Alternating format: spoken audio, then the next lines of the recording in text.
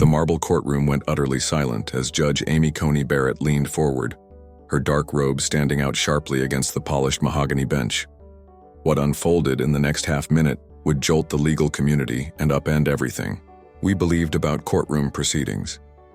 Congresswoman Jasmine Crockett stood firm at the defendant's table, her burgundy jacket neatly pressed, chin lifted high even while facing the most powerful judge in America. The dispute that had brought them here, a divisive voting rights battle, had already captured headlines, yet nobody anticipated what Barrett was about to deliver. Congresswoman Crockett. Barrett's voice sliced through the hush like a knife. Your record shows a repeated disregard for constitutional law that, frankly, disgusts me, the gallery collectively gasped. Legal analysts exchanged stunned glances. Judges simply never spoke this way. But Barrett wasn't stopping. You've devoted your career to undermining the very principles this court stands for, she pressed on, her tone intensifying with every word. And now you appear before me asking for mercy. Crockett's defense team froze. The prosecutors looked dumbfounded. Even the court reporter hesitated, unsure if she'd heard it correctly. Then something remarkable took place. Rather than shrinking, rather than retreating, Jasmine Crockett did something that would completely turn this trial upside down. She smiled. Before we go into what happened next, make sure to hit subscribe and drop a comment telling us where you're tuning in from. You're about to witness one of the most startling courtroom showdowns in modern history. To fully grasp the shockwave about to strike this chamber, you need to understand exactly who these two women are and why this clash carried such weight for the future of American justice. Judge Amy Coney Barrett, now 52, embodies everything traditional about American jurisprudence. Elevated to the nation's highest court at only 48, she is recognized for her strict constitutional readings and steadfast conservative principles.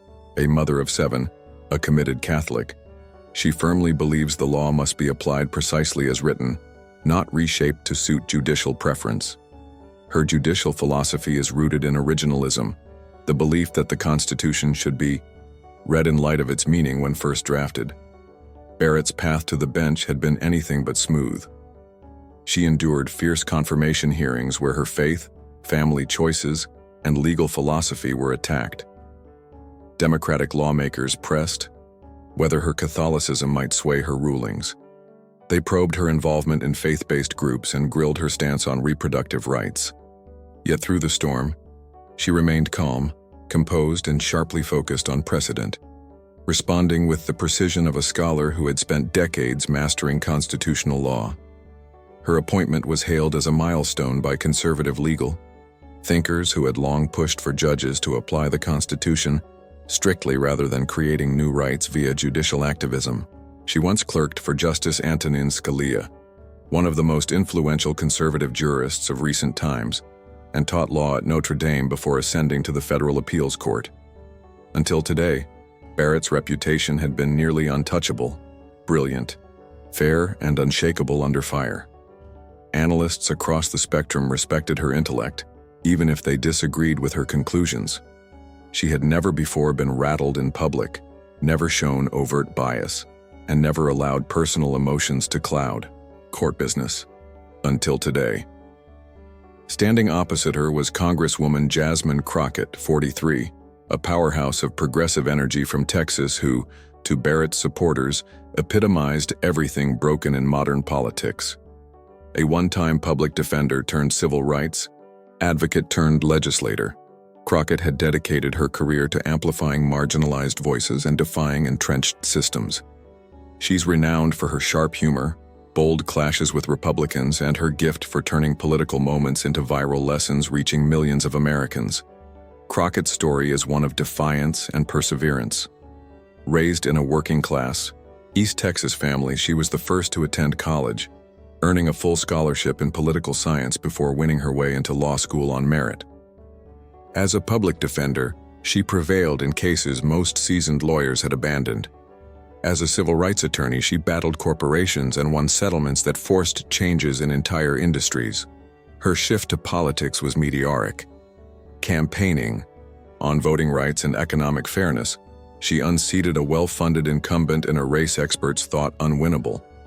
In Congress, she quickly drew notice for her grilling style in hearings, her ability to slice through rhetoric with facts, and her skill in breaking down complex legal issues on social media in ways everyday Americans could grasp.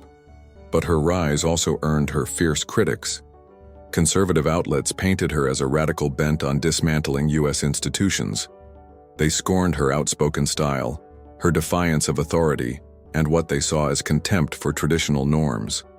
Some even questioned if her background fit the halls of power. The case uniting these two women began 6 months earlier, when Crockett contested restrictive voting laws in her state.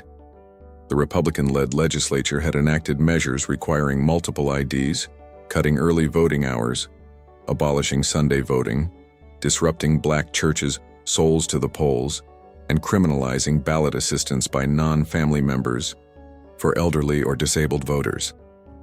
Crockett argued these rules intentionally burdened minorities, working-class communities, seniors, and disabled citizens.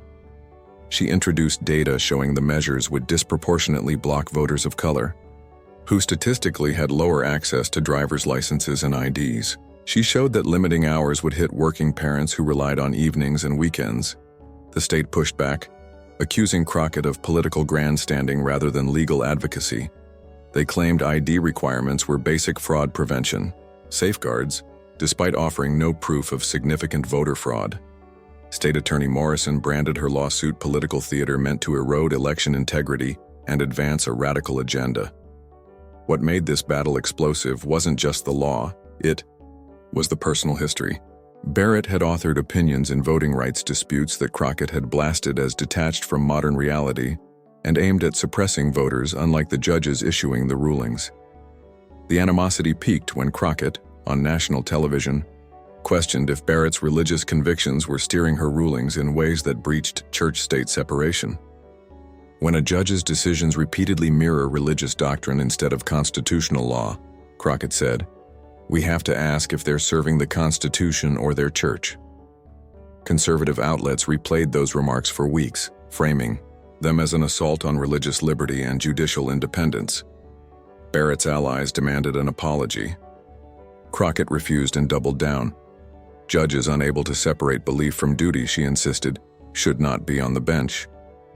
The stakes now were monumental, for both women and for the nation.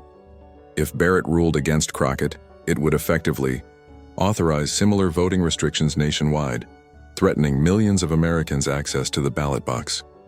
Such a ruling would also strengthen Barrett's judicial philosophy and mark a crushing defeat for voting rights activists. But if Crockett prevailed, it would be a stunning rebuke of voter suppression tactics and force states to revisit their laws. On a personal level, it would vindicate Crockett's combative style and potentially weaken Barrett's reputation as impartial. The stakes could not be higher. Millions of citizens in America might lose their right to vote. Yet, if Crockett succeeded, it would mark a huge win for voting rights supporters and a personal blow to Barrett's legal philosophy. The courtroom was filled with journalists, activists, and law experts. Outside, demonstrators on both sides shouted and waved signs. Online platforms were already buzzing with excitement. Everyone knew the case would be heated, but nobody thought Barrett would strike so fiercely at the start. Pressure had been rising for months. What happened next proved that the most explosive turns often come from the least expected places. After Barrett's startling opening attack, the courtroom energy shifted instantly. The tension was almost tangible, pressing on everyone inside. The air itself seemed to spark as the audience leaned in, sensing they were about to witness history. Crockett's main lawyer, Marcus Williams, immediately rose to object. "Your Honor, with full respect, these personal remarks are extremely improper." But Barrett's gavel slammed down so sharply it echoed like a gunshot. "Counsel will sit. I was not speaking to you." Williams sank back, pale and shaking, his hands trembling. In 3 decades of law, he had never seen a judge this openly aggressive at the outset. He traded anxious looks with co-counsel Sarah Chen, who scribbled notes furiously while shaking her head in shock. The prosecutors, led by State Attorney David Morrison, watched with thinly veiled satisfaction, convinced Barrett's hard stance would crush Crockett's defense before their case even began. Barrett then fixed her gaze on Crockett, eyes narrowing with piercing intensity. The judge's usual calm mask was gone, replaced with something raw and hostile. "Congresswoman, do you grasp the seriousness of what you're asking? You want me to strike down legislation properly passed just because you disagree with it? That is not how constitutional law functions in this country." Murmurs rippled through the gallery, a nervous hum building. Analysts scribbled frantically, noting what they would later call the most shocking judicial conduct of their careers. Veteran reporters, hardened by decades of court coverage, struggled to keep pace with the rapid, unprecedented clash. Top scholars? In the crowd looked uneasy. Professor Martha Reynolds from Georgetown, expecting a routine constitutional test, later admitted she felt sick watching Barrett's behavior. "This was no legal questioning," she told journalists. "This was character destruction from the bench." Crockett stood tall, hands clasped, unshaken. She met Barrett's stare without fear. "Your Honor, I understand the law better than you imagine." Barrett's brows lifted sharply. A defendant correcting a judge was unheard of. "Excuse me?" "I said, I understand the law, Your Honor, perhaps better than certain judges, who confuse belief with interpretation." The room erupted. Prosecutors gaped. Williams grabbed Crockett's arm, urging her to stop. The gallery filled with whispers. Barrett flushed red. "You will show respect in my court, Congresswoman, or face contempt." Crockett's reply came steady. "I respect the law, Your Honor. The question is whether this court does." The yow moment escalated as Barrett pulled out a thick binder. "Let's review your record. In Congress, you opposed constitutional amendments 17 times. You've declared the Constitution outdated and in need of rewriting. You've called for flooding the courts with liberal judges." Her voice sharpened with each charge. Prosecutors nodded along, sure Crockett would collapse. "You've shown contempt for American values," Barrett pressed. "You've attacked religion, defended lawlessness, and now ask me to help weaken democracy." The blows were cutting, almost personal. Even Crockett's backers in the crowd looked stricken, some covering their faces. Civil rights lawyer Benjamin Torres, who had driven from California, later described a helpless fury as he watched Barrett try to dismantle Crockett's credibility. Outside, protesters surged. As news spread through texts and posts, the atmosphere shifted. Conservatives expecting an easy win began doubting. Progressives demanded someone stream the trial, though recording was banned. Inside, Barrett raised the attack again, pulling fresh documents with deliberate precision, savoring the chance to humiliate an opponent she saw as an enemy, not a defendant. "Let's check your social media. You've mocked this court repeatedly, called us partisan, said we don't understand modern America." She waved printed tweets like damning evidence. "Is this your idea of respecting authority? Then..." Barrett made a fatal mistake. Leaning forward, her voice dripping with superiority, she sneered, "Maybe if you spent less time chasing followers and cameras and more on studying constitutional law, you'd know why your case is flawed. This isn't Congress for political stunts. This is a real court where law rules." The insult lingered like a challenge. Barrett had not just dismissed Crockett's arguments, she had humiliated her, questioning her very competence. The hidden message was unmistakable. "You don't fit in here. You're not sharp enough to deserve this place, and you're simply wasting my time."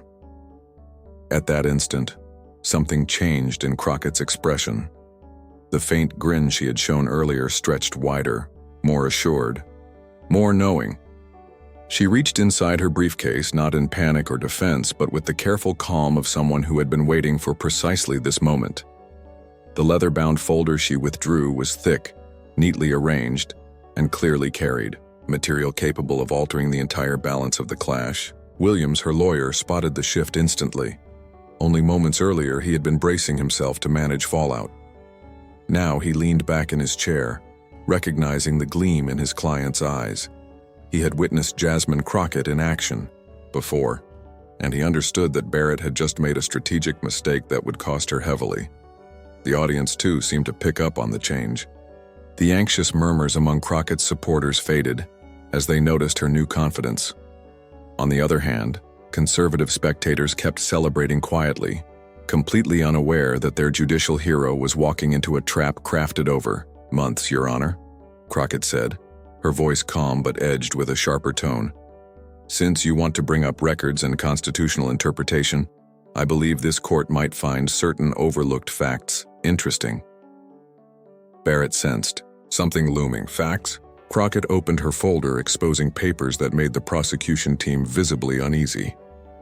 Facts about who truly grasped constitutional law inside this courtroom. The atmosphere thickened with tension. Barrett's assurance started slipping as she realized Crockett wasn't merely resisting. She was preparing to strike back with a counteroffensive nobody had foreseen. Proceed, Barrett said cautiously, but the tremor in her voice betrayed uncertainty. What unfolded next would overturn not just the trial, but Barrett's entire image as an unshakable constitutional expert. Jasmine Crockett stood in the courtroom's center, holding documents destined to mark legal history. The faint grin never vanished as she readied herself to deliver what would later be remembered as the constitutional comeback. Her transformation was astonishing. Where moments ago she looked besieged, now she radiated the quiet certainty of a player about to reveal a royal flush in a high-stakes poker game. The room hushed expectantly. Even the court stenographer seemed to pause, sensing that whatever came next carried historic weight. Barrett, still glowing with the belief that she had full control of the proceedings, reclined in her chair with a satisfied look, clearly expecting Crockett to buckle under her judicial authority. Your Honor, you've questioned my grasp of constitutional law. You've suggested I lack qualification to contest state legislation. You've implied my record shows disregard for precedent. Crockett's voice remained steady, professional, but steel lay beneath it. The kind of restrained force born from months of preparation, meeting the perfect moment. So let's look at the facts, shall we? She raised the first paper with deliberate theatricality, ensuring every person present saw her measured approach. This is your dissenting opinion from the Johnson case last year. In it, you argued that the Fourth Amendment doesn't extend to digital communications because the framers couldn't have imagined modern technology. You wrote, and I quote, "We cannot extend 18th century protections to 21st century problems without clear legislative direction." Barrett's face began shifting. Where unshakable confidence had stood only moments earlier, now flickered the first signs of unease. Her fingers tapped anxiously against the bench as she tried to grasp where Crockett was steering this argument. But here's what's striking, Your Honor. Crockett pressed on, her voice strengthening as she unveiled another document with the flair of a magician performing the perfect trick. This is a letter you submitted to Constitutional Law Quarterly in 2019, before your appointment to this court. In it, you argued the exact opposite position. You claimed constitutional principles must adapt with technology, and that true originalist interpretation means embracing the spirit, not merely the letter of the law. The courtroom froze in stunned silence. Pens scratched furiously as legal analysts tried to capture each word of this extraordinary clash. Several attorneys in the gallery reached for their phones, desperate to record but held back instead, jotting frantic notes. Barrett's composure showed cracks. Her hands, once gesturing confidently during earlier attacks, now clutched the bench's edge. Congresswoman, judicial opinions may evolve depending on the facts of each case. And we're not finished yet, Your Honor. Crockett's interruption was polite yet firm, delivered with the precision of someone who had rehearsed this scene countless times. The power balance was shifting sharply, and everyone could feel it. We haven't even reached the best part. She drew out a third document, this one stamped with official congressional seals and hearing transcripts. This is your confirmation hearing transcript from 3 years ago. When Senator Martinez asked about voting rights, you said, and I quote directly, "The Constitution guarantees all Americans equal access to the ballot, and any law that creates unnecessary barriers to voting must face the strictest scrutiny by federal courts." The prosecution, led by Attorney Morrison, squirmed uneasily. They had expected a simple case, relying on Barrett's bias. Now, they were watching their judicial ally being dismantled by evidence they hadn't anticipated. The Gallery stirred with energy. Progressive activists who had entered fearing disaster leaned forward with excitement. Conservatives, by contrast, looked troubled as the devastating implications of Crockett's strategy sank in. But in your ruling on the Pennsylvania case, 6 months ago, Crockett continued, you wrote that states hold broad authority over voting procedures and that courts should grant maximum deference to legislatures. That's not judicial growth, Your Honor. That's judicial contradiction. Barrett's self-control wavered further. These cases involve different facts. Did they? Crockett advanced toward the bench, her voice rising with focused passion. Or did they involve different political outcomes? The courtroom erupted in murmurs. Williams, Crockett's attorney, leaned forward, realizing his client was about to deliver something historic. Crockett revealed her most damaging piece yet. This, Your Honor, is a recording of your private speech at the Heritage Foundation last year, after you swore to remain impartial. Barrett's eyes widened. That was a closed event, she muttered, and I have the transcript. At times, judges must be prepared to push aside past rulings when the preservation of core American principles hangs in the balance. Crockett's voice rang out across the hushed courtroom. You openly supported judicial activism while sitting on the nation's highest bench. The prosecution table looked rattled. They hadn't imagined such a recording even existed. Barrett's complexion shifted from flushed red to ghostly white. Yet Crockett wasn't done with her piercing revelation. She reached again toward her briefcase, this time producing what looked like sound equipment alongside an official transcript marked with multiple seals of verification. Your Honor, for the last hour you've questioned my credentials and my respect for constitutional law. You've hinted that I am unqualified to challenge legislation. You've implied I don't even grasp how our justice system operates. She paused deliberately, drawing out the suspense like a conductor readying the climax of a symphony. But here's what I know far better than you assume I do. She strode to the middle of the chamber, directing her words not just at Barrett, but to everyone watching. Her voice carried the weight of years of preparation for this very instant. I know that the Constitution is not a political weapon to be picked up when convenient and abandoned when troublesome. I know that judicial neutrality is not an empty phrase tossed around during confirmation hearings. It is the very bedrock of our legal framework, and I know that when a judge discards that neutrality, they lose any moral ground to lecture others about constitutional law. The quiet was suffocating. Barrett sat motionless, unready for such a precise counterstrike. Her earlier bravado dissolved into the dawning recognition that she had stepped directly into a carefully laid snare. Williams, Crockett's attorney, looked on with thinly veiled admiration.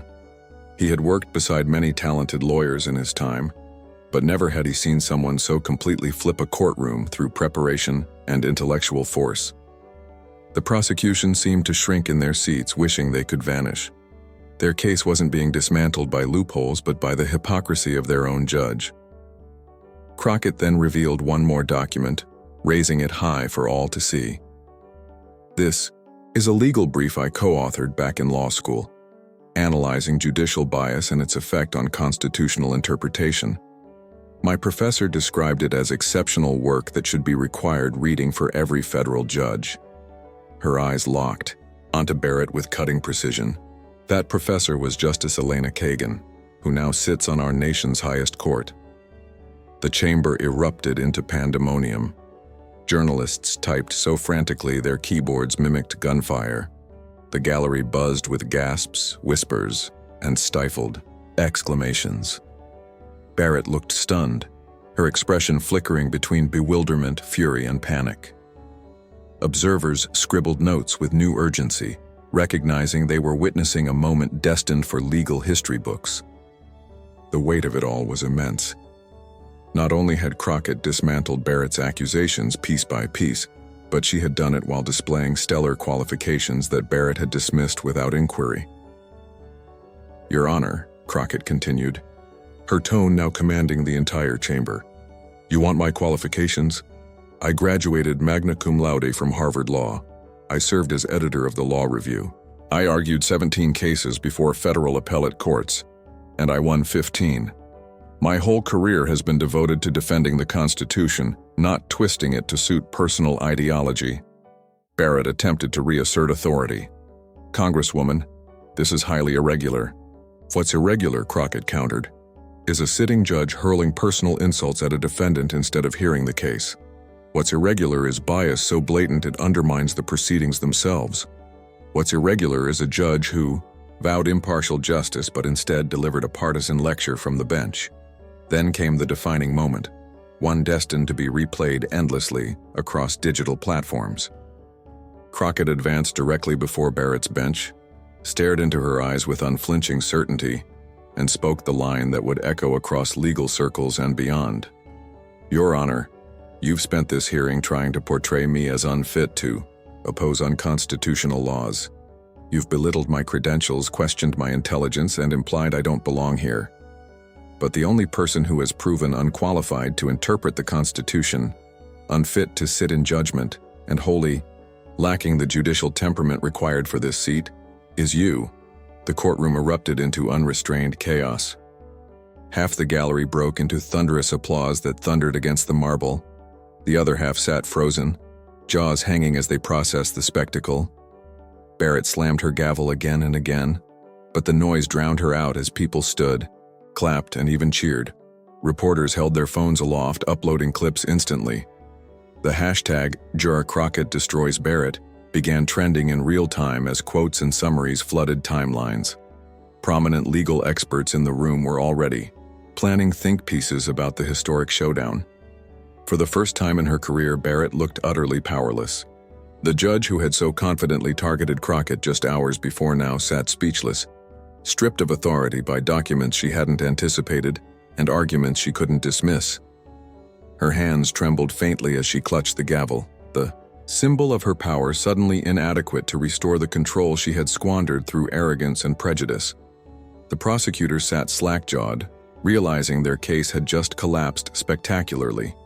Attorney Morrison glanced at his colleague with the look of someone watching certain victory morph into disastrous defeat. Their whole strategy had hinged on Barrett's bias favoring them. Never had they imagined that same bias could be weaponized against them so decisively. Crockett stood at the eye of the storm, steady and poised amid the uproar. She had just executed one of the most crushing judicial takedowns in contemporary legal memory. Her calm demeanor proof that she had envisioned this outcome all along. The careful planning, the months of research, the patience, all of it had culminated in this flawless moment of triumph. This wasn't just a trial turned upside down. It was transformed, elevated, rewritten into a landmark far greater than a simple case. Everyone present knew they were witnessing an event that would be studied and remembered for decades.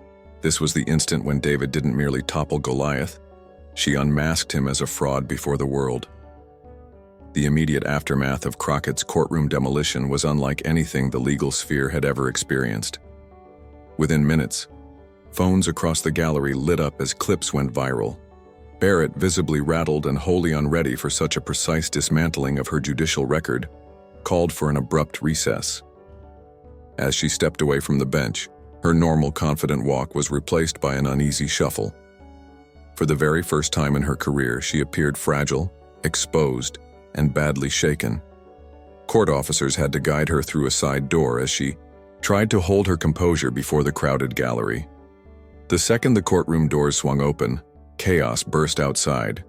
Journalists expecting a routine legal session suddenly found themselves covering what would turn into one of the most important judicial scandals. Camera teams that had set up for regular courthouse footage were now capturing a historic event that would transform public views of judicial responsibility.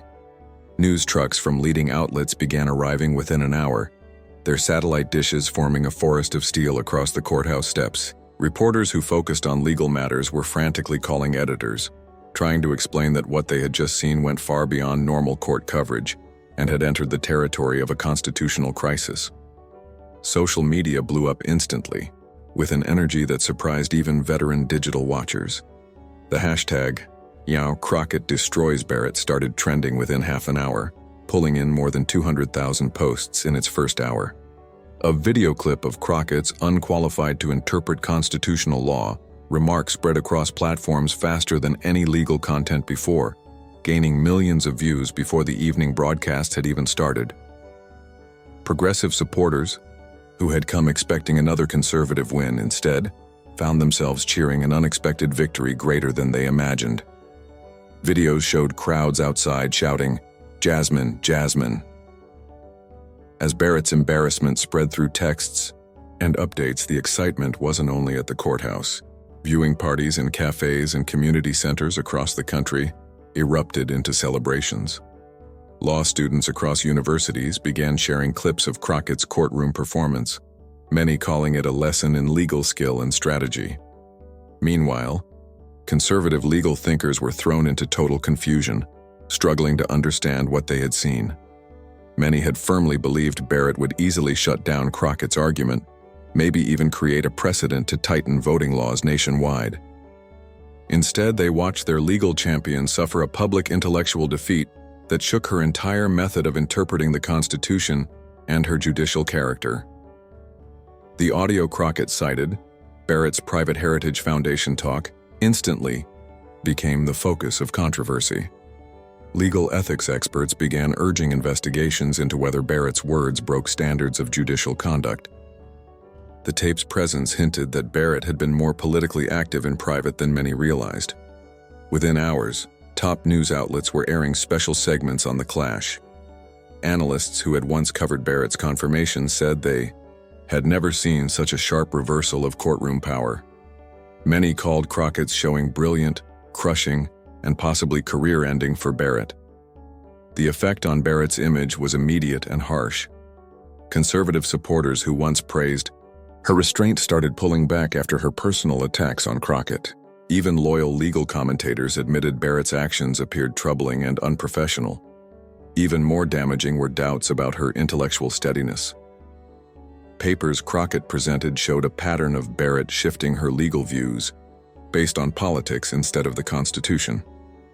Scholars began digging through her entire record, searching for other contradictions. The wider effects for the judiciary were deep.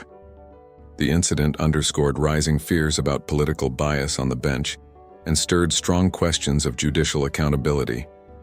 Reform advocates pointed to it as proof that lifetime seats with little oversight were broken. For Crockett, the win lifted her from a controversial congresswoman to a progressive icon overnight.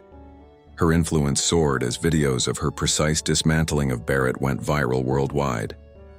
Democratic leaders who once saw her as too aggressive suddenly called her the fighter their party needed. The original voting rights case that had brought them to court almost faded compared to the broader issues raised by the battle. Yet even on legal grounds, Barrett's behavior had likely compromised any ruling she might give. Experts predicted she would be forced to step aside, further hurting her credibility. Privately, the judicial world was shaken. Several federal judges voiced concern that Barrett's conduct had harmed the reputation of the whole judiciary. Some urged disciplinary action, while others feared punishment would look political. The Heritage Foundation recording triggered a broader review of Barrett's activities. Watchdog groups demanded her full speech schedule and payment records, looking for other questionable political ties. 3 days later, Barrett released a careful statement admitting her tone and approach had been unfortunate. She avoided a direct apology to Crockett, but accepted that judges must uphold the highest standards of fairness. Most saw it as late damage control that couldn't undo her loss of standing. Crockett, on the other hand, used her new influence to push judicial reform. She announced plans for laws mandating ethics training for judges and setting up an independent body to investigate misconduct. Just weeks earlier, such a plan may have been dismissed as theater, but now it earned real bipartisan backing. The clash also triggered a nationwide debate on judge qualifications and accountability. Law schools began adding the Barrett-Crockett showdown to courses on judicial ethics and political bias. For Barrett, the long-term costs were still building. Legal organizations that once honored her began reconsidering awards. Her speaking fees dropped as hosts feared the controversy she would bring. The event also shifted the discussion on future judicial picks. Senators started debating whether confirmation hearings should include tougher tests of a nominee's ability to stay impartial. Some argued Barrett's meltdown showed the urgent need for stronger checks after appointment. Most importantly, the event altered how Americans viewed judges in relation to politicians. The long-standing idea that judges were neutral figures above politics was shattered by Barrett's open bias and Crockett's sharp reply. The tale of Barrett's failed attack on Crockett became more than a legal headline. It became a cultural milestone, spotlighting accountability at every level of government, including courts once thought untouchable.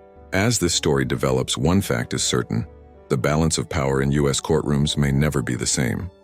When someone like Jasmine Crockett, armed with preparation and determination, confronts judicial bias, even the most powerful judges can be held to account. Hit that subscribe button and stay tuned as we continue to follow the fallout from this extraordinary confrontation. The consequences for American justice are still emerging, and the next chapter will be critical. Share your thoughts on how judges who display clear bias should be held accountable, because this debate is only just beginning.